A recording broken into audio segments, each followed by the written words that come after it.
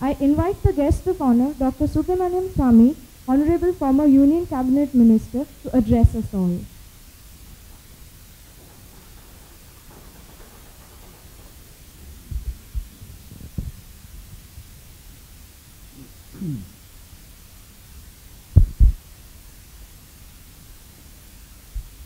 As a Tamil, my Hindi should be worse, but I'll still speak in Hindi.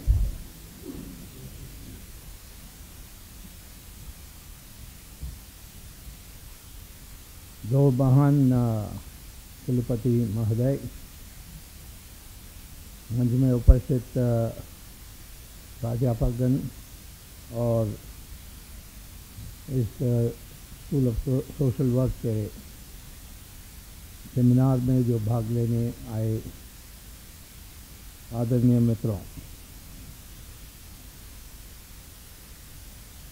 Gujarat ने इतिहास में, अपनी देश के इतिहास में 1947 के बाद शक्तिशाली नेताओं को पैदा किया है। पहले सरदार पटेल, जिन्होंने देश की एकता के लिए जो योगदान की वो अभूतपूर्व। इसके बाद मोरारजी देसाई, जिन्होंने इमरजेंसी के विरुद्ध में संघर्ष छेड़ा था और पहला जनता पार्टी की सरकार बनाई। और तीसरा अब उभर के आए हुए नरेंद्र मोदी। ना सरदार पटेल को ना मोरारजी देसाई को पूर्ण मौका मिला था। सरदार पटेल भी 47 में डिप्टी प्राइम मिनिस्टर बने, परंतु 1950 में उनको स्वर्गवास होना पड़ा। मोरारजी देसाई की सरकार को गिराई गई, 2.5 साल ही थे। अब मैं चाहता हूं कि लंबे तौर के लिए नरेंद्र मोदी प्रधानमंत्री बने इस देश के लिए। सरदार पटेल के संबंध में 3 विषयों पर मैं प्रकाश थोड़ा डालना चाहता हूं। पहले सबने कहा, उसको मैं थोड़ा जोड़कर बोलूंगा। उन्होंने क्या किया जो अभूतपूर्व है। दूसरा है कि क्या यही काम उनके उस समय जो सहयोगी थे या उनके साथ थे वो कर सकते थे यदि उनको भी सरदार पटेल की जगह में होने के लिए मौका मिलता। और तीसरा कि क्या वो विशेष गुण थी सरदार पटेल में जिस कारण से उन्होंने इस देश के लिए इतनी बड़ी सेवा की।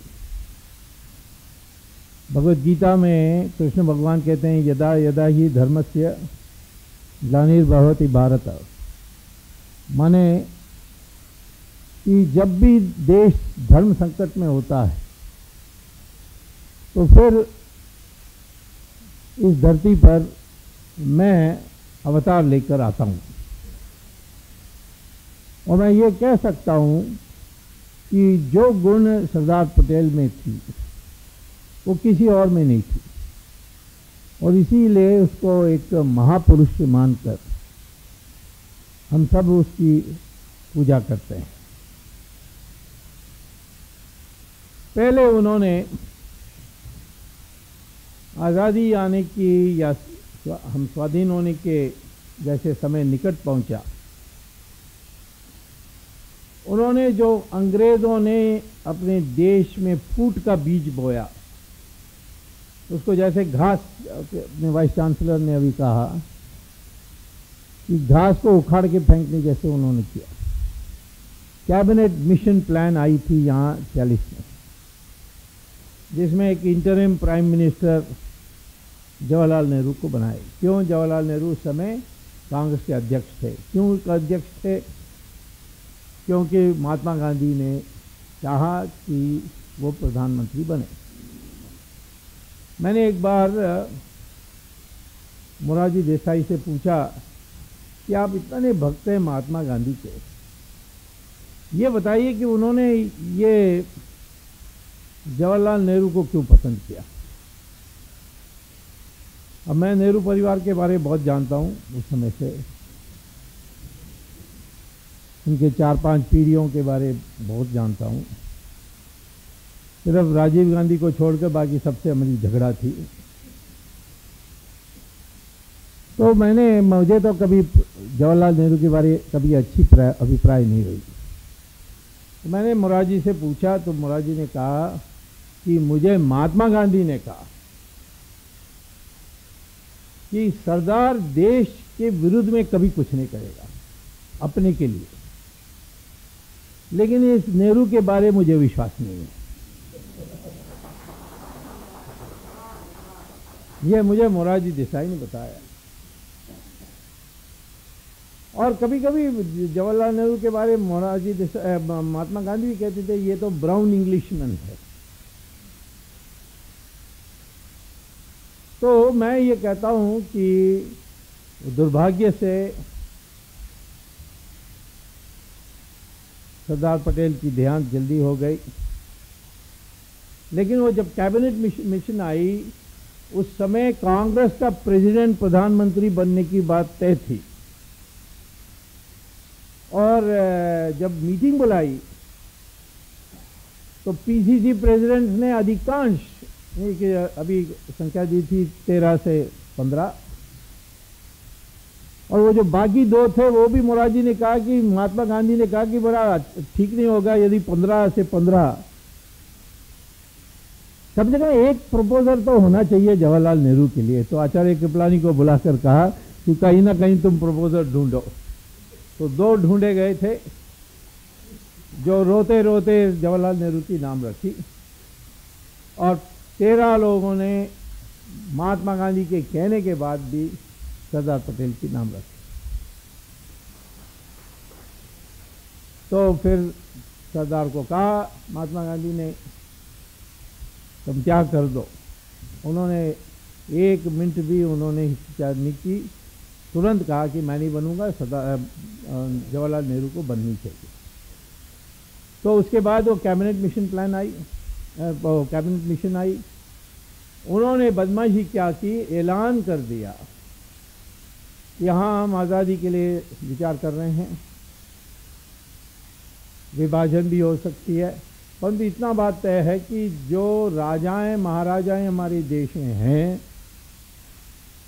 उनसे हमने समझौता की थी, और इसीलिए हम चले जाएंगे तो फिर वो स्वाधीन हो जाएंगे और सब अलग अलग देश बन जाएंगे। माने 635 देश, उसी में यानी देश के सारा अखंड हिंदुस्तान का 1/3 हिस्सा राजा महाराजाओं के अलग अलग देश होंगे, और वो ऐसे होंगे कि आपको दिल्ली से मद्रास जाने के लिए अनेक अंतर्राष्ट्रीय सीमा को पार करके जाना पड़ेगा। मैप में देखोगे तो ये इसको कहते हैं, क्या कहते हैं, एक जिक्सा पजल जैसा, यानी अलग अलग देश का अलग अलग रंग देंगे तो आपको हैरान हो जाएंगे कि क्या हमारी देश की रूपरेखा होती है। तब सरदार पटेल ने बड़ी होशियारी से और वीपी मेनन के सहयोग से, वीपी मेनन ड्राफ्टिंग करते थे, जो बुद्धि थी वो तो सरदार की थी, और वो वकील भी थे, वो टॉप रेट वकील थे। कभी कभी मुझे हंसी आती है कि डॉक्टर अंबेडकर दलित वर्ग से आए, कोलंबिया यूनिवर्सिटी 1916 में गए और वहाँ उन्होंने इकोनॉमिक्स की पीएचडी की। वो थीसिस मैंने पढ़ा है, श्रेष्ठ पीएचडी है। उस ज़माने में कोई कल्पना कर सकता था? कोई इंडियन ही जाए, कोई भी यानी किसी जाति के इंडियन जाते तो ये कल्पना नहीं कर सकते थे, परंतु ये गए दलित वर्ग से और वहाँ उन्होंने पीएचडी की इकोनॉमिक्स। फिर लंदन आए, वहाँ उन्होंने लॉ की डिग्री हासिल की।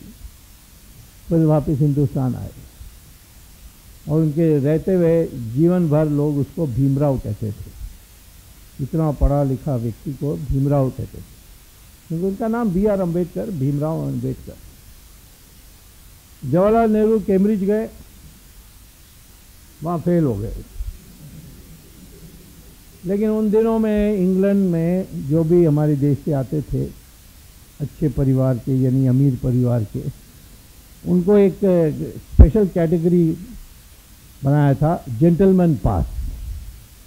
आजकल वो नहीं है, इसीलिए राहुल गांधी फेल, राजीव गांधी फेल, सोनिया गांधी कभी गई नहीं। तो उनको जेंटलमैन पास दी गई और वापस आए, कैम्ब्रिज रिटर्न। उनको लोग कहते हैं पंडित जवाहरलाल नेहरू। जो फेल होकर आया उसको पंडित, जो पीएचडी लेकर आया उसको भीमराव। इस देश में कुछ खराबी है।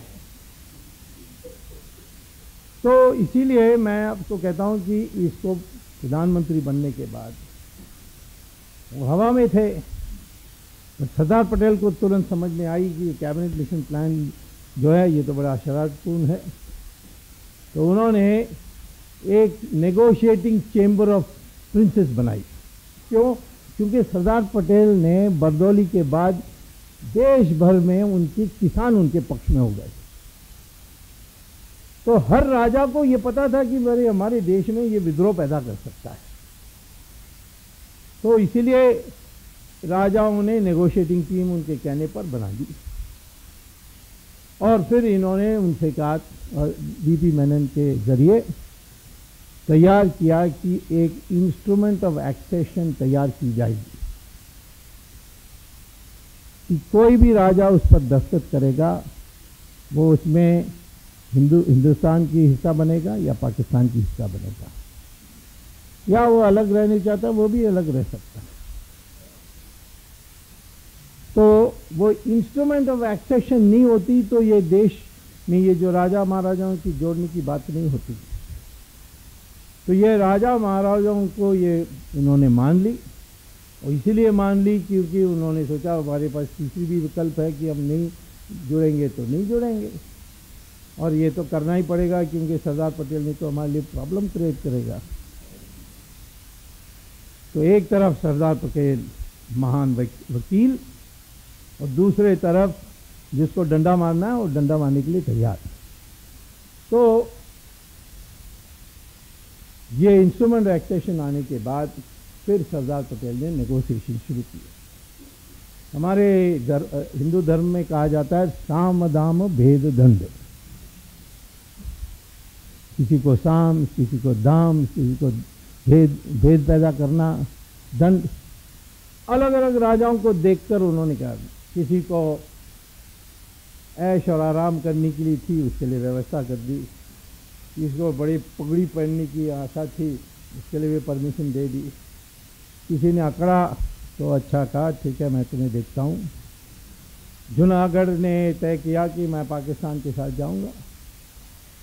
अब तो इंटरनेट वो तो अलाउड था, उसके लिए अनुमति थी। इंस्ट्रूमेंट एक्सेशन में उसने तय किया मैं पाकिस्तान को जाऊंगा। तो सरदार पटेल ने क्या किया, इसकी चरित्र जानता था ये राजा, ये नवाब का। अगल बगल जो थे राज्य वो सब हिंदुस्तान के कपूरथला के यानी काठियावाड़ के सारे विलय हो गए थे। तो उन्होंने वहाँ से डिमांड बनाई कि इंडियन आर्मी भेजें क्योंकि ये जूनागढ़ के नवाब हमारे के देश में आक्रमण कर रहा है। तो सेना भेज करके पूरा घेर लिया। अब ये नवाब डर गया, अब तो ये आ जाएंगे। तो नवाब ने अपना बिस्तर बोरी बांध करके, उसके पास 250 कुत्ते थे, उसको भी लेकर पाकिस्तान चले गया। और ये हिंदुस्तान की वहाँ जो हिंदू जनता थी वो बहुमत में थी। उन्होंने स्वागत किया, आर्मी आया और तुरंत उन्होंने एक रेफरेंडम किया और उसके बाद उसने विलय कर दिया, कोई कुछ बोल नहीं सकता। इसी प्रकार से हैदराबाद, उसने नहीं कहा मैं पाकिस्तान जाऊंगा, उसने कहा मैं किसी के साथ नहीं जाऊंगा, अभी मैं विचार करूंगा। उसके लिए भी यही ट्रीटमेंट किया कि ये रजाकर हिंदुओं को मार रहे हैं, तो इसीलिए हम सेना को घेर के रखेंगे। तो उसके बाद निज़ाम को समझ में आई, उसने कहा कि अच्छा मैं साइन कर देता हूँ। कहा कि मुझे महल रखना है और मेरा हैरम में 2300 महिला हैं, उसको भी रखना है। कहा रख लो, नो प्रॉब्लम। तो इस तरीके से उन्होंने एक एक को डील किया। जोधपुर राजा ने तो पिस्तौल लेकर के सरदार पटेल को मारने के लिए तैयार हो गए, तो उन्होंने फिर अपनी वकालत की जो उनकी बहस, उनकी जो अनुभव थी, उसको लेकर आर्ग्यूमेंट करने लगे। फिर वो जोधपुर राजा रो करके पिस्तौल को नीचे रख दिया और दस्तखत कर दिया। इस समय जितना अड़चन पैदा करते थे जवाहरलाल नेहरू ने क्या हैदराबाद में किया, परंतु इन्होंने सुना नहीं। एक कैबिनेट मीटिंग में जवाहरलाल नेहरू ने कहा कि मुझे पता है मतलब भाई तुम कम्युनल हो, तुम्हारी कम्युनल पॉलिटिक्स इस देश में नहीं चलेगी। तो उन्होंने कागज उठा करके कैबिनेट से बाहर निकल गए और जो करना था कर दिया उन्होंने। कश्मीर का मामले पर जवाहरलाल नेहरू ने कहा कि देखो तुमने इतने कर दिए, कितने कर दी, 635 में 563 राज्यों को हिंदुस्तान में जोड़ दिया, विलय कर दिया। और वो जो अब राजाओं का कहाँ टाइम है पढ़ने लिखने का, वो इंस्ट्रूमेंट एक्सेशन में लिखा है कि if I exceed to India और Pakistan, that accession is final and cannot be revoked ever। माने कि एक बार मेरे विलय हो जाए, इसके बाद दोबारा इस पर विचार ही नहीं हो सकता। और मुझे मेरे जो सब्जेक्ट्स हैं, माने मेरे जो देश में रहते माने लोग हैं, उनकी मत प्राप्त करने की आवश्यकता नहीं है। ये इंस्ट्रूमेंट एक्सेशन में लिखा है। तो जब कश्मीर का मामला आया तो पहले तो हिंदू राजा था, मुस्लिम पॉपुलेशन बहुत बड़ी संख्या में थी। आज भी कश्मीर, जम्मू कश्मीर को कुल मिलाकर देखोगे, लद्दाख और जम्मू को जोड़ करके, वो मेजॉरिटी मुस्लिम नहीं है। वो 48% मुस्लिम, 52% हिंदू या बुद्धिस्ट। अब वो बड़ी संख्या में थे, तो वहाँ जवाहरलाल नेहरू ने, उसकी दोस्ती थी शेख अब्दुल्ला के साथ, पता नहीं रिश्तेदार भी थे या नहीं, वो कहते हैं ऐसा कुछ है, परंतु हाँ नहीं अभी नहीं। मैं अभी सरदार पटेल के बारे में बताऊंगा। जब जवाहरलाल नेहरू के लिए लेक्चर रखोगे तब मैं उसकी सारी बात बता दूंगा। नो नॉट पर से 2 मिनट का कहानी ही नहीं है, वो तो पूरा रामायण है। तो इसीलिए मैं कहता हूं कि उन्होंने उसको उछाला शेख अब्दुल्ला को। अब ये राजा घबराया हुआ था। उस बीच में पाकिस्तान ने वर्दी उतार करके, साधारण कपड़े पहन करके, उन्होंने अपने फौज अंदर भेज दी। और ये राजा का मुकाबला करने की हिम्मत नहीं, ना उसके पास फौज थी, तो भाग के आया दिल्ली और कहा कि सरदार को कहा कि मुझे बचाओ। उन्होंने कहा कि पहले इसमें दस्तखत करो। तो कहे मैं बाद में करूंगा। नहीं, बाद में तुम्हारी भरोसा नहीं है, अभी करो, नहीं तो मैं क्यों भेजूं। और दस्तखत किया राजा ने। दस्तखत में कोई जिक्र नहीं है प्लेबिसाइट का, जनमत मांगने की आवश्यकता ही नहीं थी। वो इंस्ट्रूमेंट एक्सेशन, यानी सरदार की गुण में बता रहा हूं कि वो वकील भी थे, तो उसमें भी होशियारी। जहां डंडा चलाना था वहां भी वो पटेल थे ना, किसानों को पता है कि कंट्रोल कैसा रखना है। तो ये किसान की जो उसने आंदोलन की, उसके कारण उसका जब दम दिखाना था दिखाते थे, परंतु जहाँ होशियारी दिखानी थी वो भी उसकी ट्रेनिंग थी, तो उसने इंस्ट्रूमेंट एक्सेशन ऐसे बनाई। इसीलिए बाद में माउंटबेटन ने कहा तुम्हारे जैसे चालाक आदमी मैंने देखा नहीं। तो वो साइन होने के बाद उसने फौज भेजी। अब फौज भेज के वो आगे बढ़ने लगे। हमारी फौज तो वहां तक चले गई थी, मुजफ्फराबाद। वहां हमने कैप्चर किया, परंतु गलती से हमने एक सफ़ेद चमड़े को हमने कमांडर बनाया था, उसने जाकर वहां पाकिस्तान का झंडा फहरा दिया जानबूझकर। एनीवे, उस तक जवाहरलाल नेहरू सरदार पटेल को बताए बिना यूएन में चले गए। और यूएन में क्या जाने की जरूरत है? यूएन में जाकर उन्होंने ये नहीं किया हमारे ऊपर आक्रमण हुआ, उन्होंने कहा कि इंटरनेशनल डिस्प्यूट है ये। और यूएन सिक्योरिटी काउंसिल ने रेजोल्यूशन पास किया 1948 में, और ये यूएन ये सिरदर्द बन गया है। यदि सरदार पटेल को जैसे जूनागढ़ में या इसमें